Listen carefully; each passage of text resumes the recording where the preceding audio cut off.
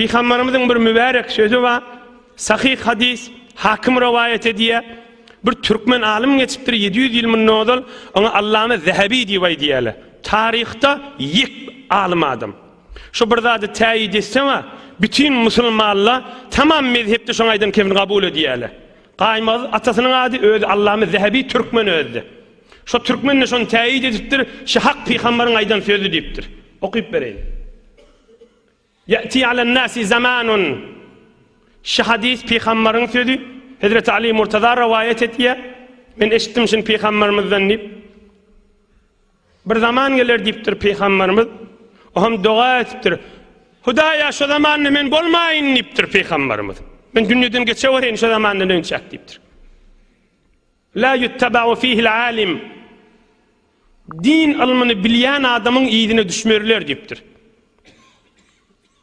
Din ilmini bilýän adamyň aýdýan kefin tutmazlar, ýygyna düşülmez diýipdir. Ve la yustahya fihi min al-halim. Bir gowy ýaşullar vardyr. Edipli, erkälli, Türkmeniň içinde inni kemelşip barýar, ýogalşyp barýar. Bir 10 ýyl mundan nurani ýaşullar var. O jürek ýaşullardan hiç kim utanmaz diýipdir. Oňa hiç kim hormat zat goýmaz diýipdir.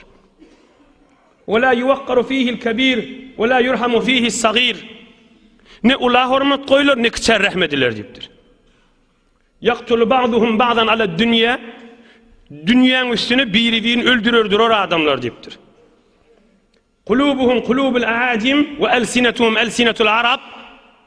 Rawahu ad-Daylami vel İmam Ahmed ve qala al-Beyhaqi al-a'jam huwa ad-dawab.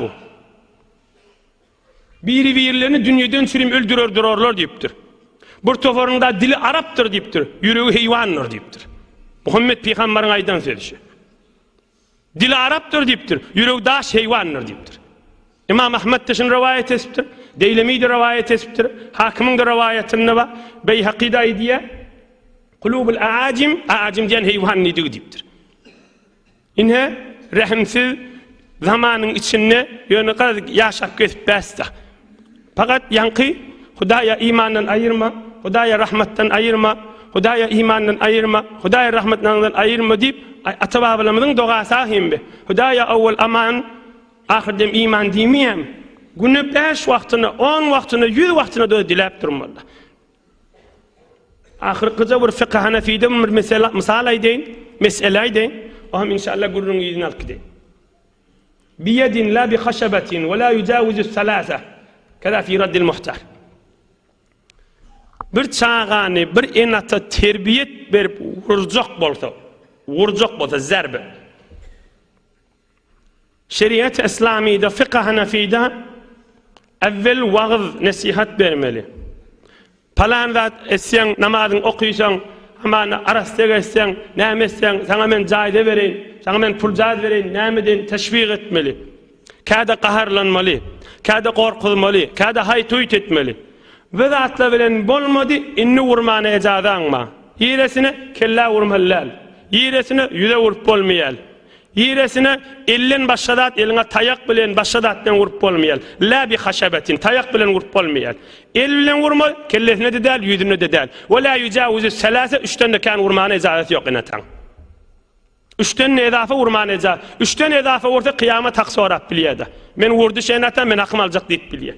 3-üň içinde bolsa, o da qaharyn dökme niyet bilen bolmany. İçin savutma niyet bolmany. Fakat halis Hudaý için şun terbiyet berme niyet bilen boljak bolsa inhe şi ýagdaý. Ine dinimiziň aýdýan zady. Kim dinimizde biziň hakly öwretjek bolup bir tora adamlar bilen bolup bir tora zady.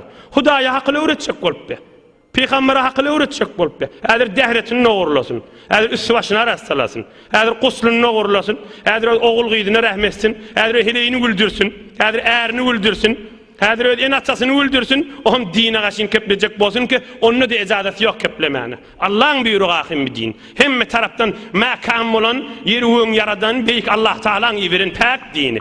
Oturan ýerinde hakly öwreden bolup da, wagt bolsa işte bir gurrun gelýär, wagt bolmasa inni keyfde ol adamlaryň dersi gelýär. Allah olara tawfiq hidayet bersin.